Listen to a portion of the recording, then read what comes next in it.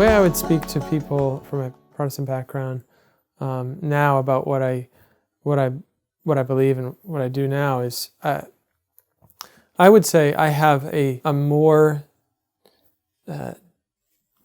deeply personal relationship with the Lord now than I ever did. I know and love Scripture more now. I've read Scripture much more now.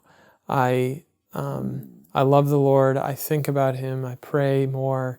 I speak about Jesus much more now, and with even greater enthusiasm and greater confidence than I ever did before.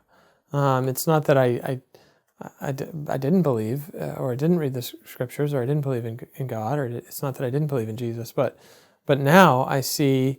I mean, my understanding now that Jesus, of the incarnation, of the reality that God became man, and that Jesus is a living person, that is a much stronger.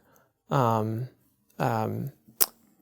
I hold that with much greater conviction now. Now, having been part of a religious order for 10 years, that I believe that has been a great grace as well. I mean, I've committed my life to the Lord in a way that would have been unthinkable to me as a Protestant.